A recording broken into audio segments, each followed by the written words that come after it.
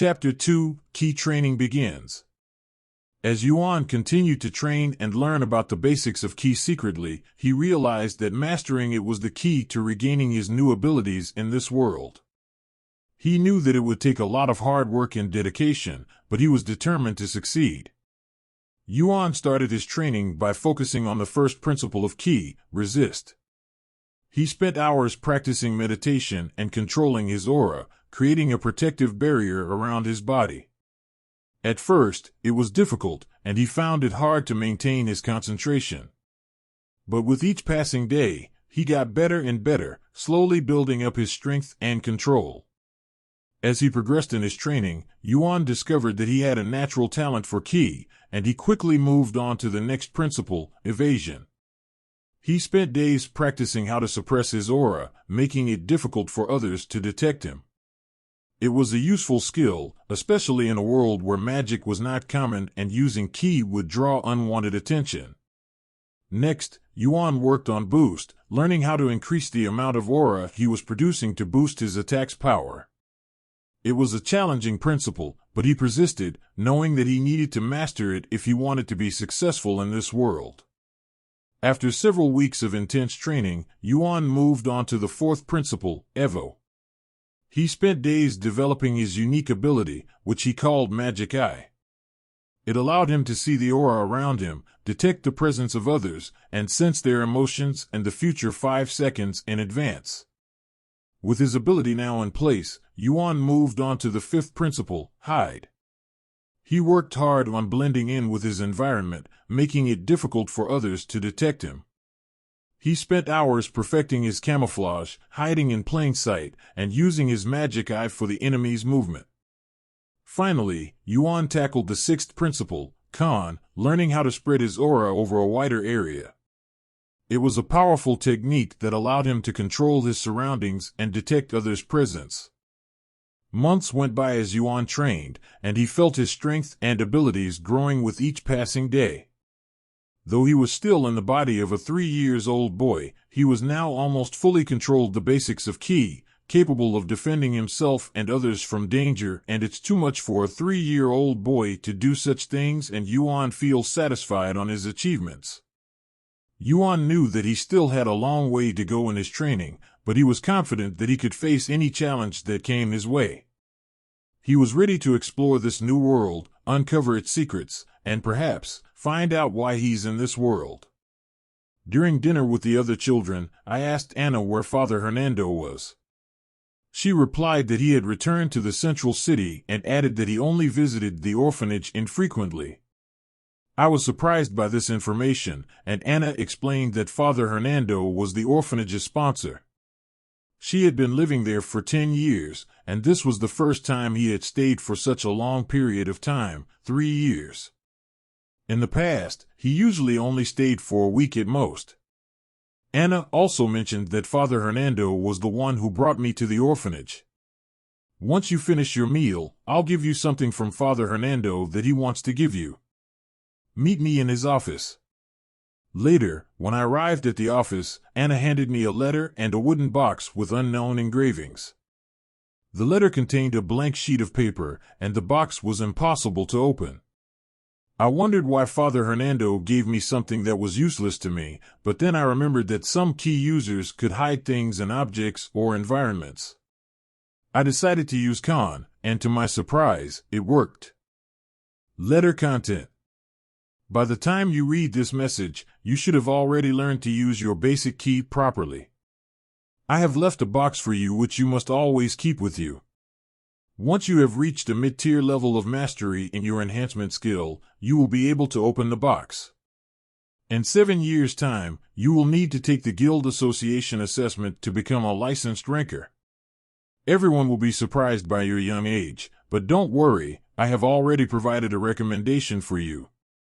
From now on, you need to focus on enhancing your Ki manipulation skills even more.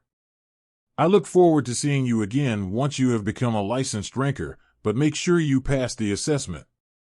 As soon as I finished reading the letter, the paper began to burn and transform into a formal document with a recommendation seal on it, and some notification popped up in front of me.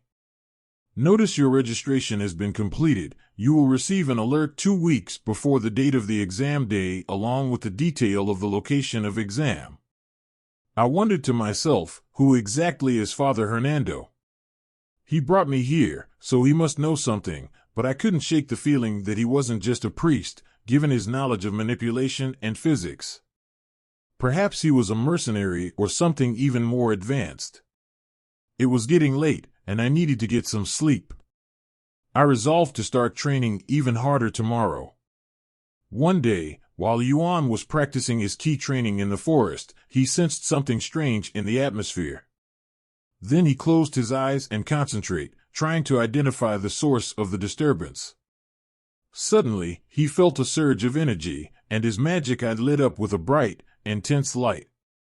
When Yuan opened his eyes, Yuan saw a group of warriors approaching him. They were clad in armor, and wielding swords and spears. They looked ready for a battle.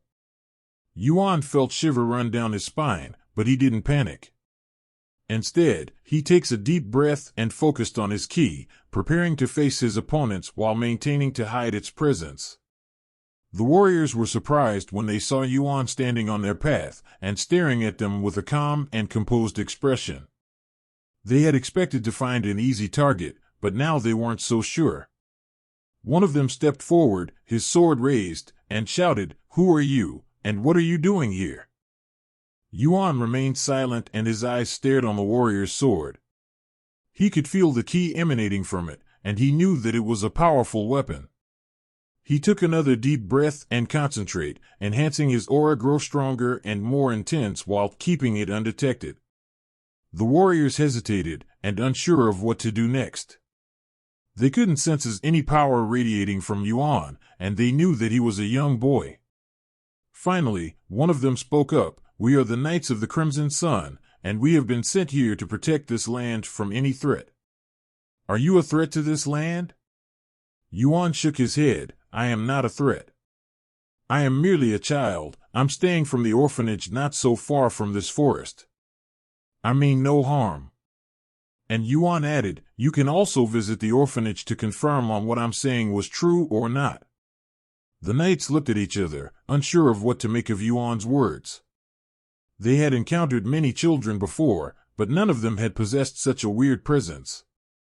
Finally, the leader of the knights spoke up, "Very well. We will let you go for now, but know that we are watching you. If you cause any trouble, we will not hesitate to act even you are a child." With that, the knights turned around and leave, disappearing into the forest. Yuan watched them go, feeling a mix of relief and unease. He knew that he had been lucky this time, but he also knew that there would be more challenges ahead. As he continued his training, Yuan began to realize that he was not the only one in this world who possessed these abilities. There were others, maybe both good and evil. He knew that he would have to be careful and vigilant to be always ready for whatever lay ahead. But he was also excited, knowing that there was so much more to discover in this world that thing gave Yuan an excitement. Yuan returned to the orphanage and found out Anna eagerly awaiting his arrival. Anna was worried that something wrong that may happen to Yuan because it was a little bit late when he got home. With tears streaming down Anna's face and her voice raised, she expressed her knowledge of Yuan's went to the forest and remembered the loss of her younger brother at a very young age who got killed in the forest. Anna emphasized the importance of informing her in advance if he's planning to go anywhere in the future.